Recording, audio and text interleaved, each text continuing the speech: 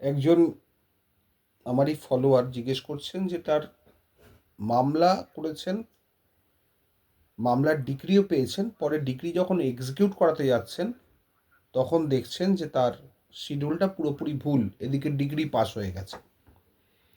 তাহলে সেই শিডিউলটা কোনো রকমভাবে চেঞ্জ করা যাবে কি না? এটা সম্ভব নয়।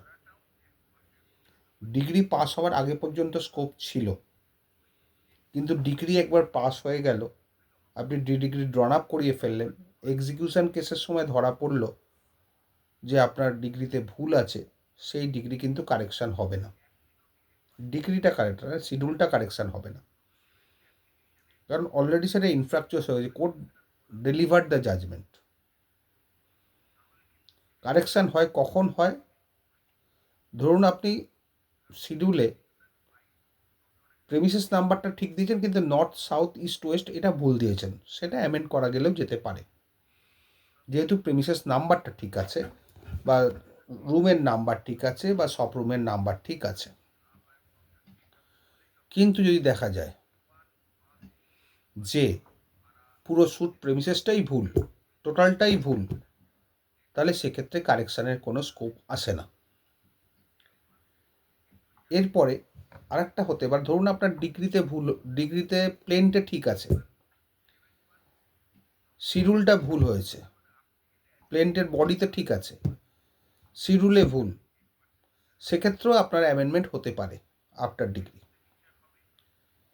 কিন্তু শিডিউলেও ভুল, প্লেনটেও ভুল, সেক্ষেত্রে কিন্তু কখনো আফটার ডিগ্রি সংশোধন হবে না। আবার ধরুন প্লেনটে ঠিক আছে, শিডিউলও ঠিক আছে, কিন্তু ডিগ্রি ড্রন আপের সময় ভুল করেছে, সেটাও রেকটিফিকেশান হবে।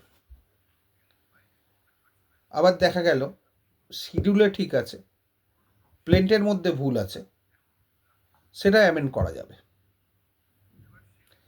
কিন্তু যে শিডিউলটা নিয়ে মামলা নয়, অথচ সেই শিডিউলটা ঢুকিয়েছেন, সেই শিডিউলের ডিগ্রি হয়ে গেল, ডিগ্রিটা কিন্তু ইনফ্র্যাকচারাস হয়ে যাবে, সেই ডিগ্রিটা কোনো মতেই কারেকশান হবে না।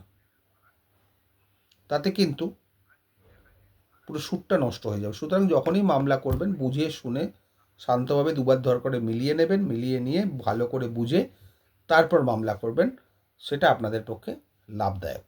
ভালো থাকবেন।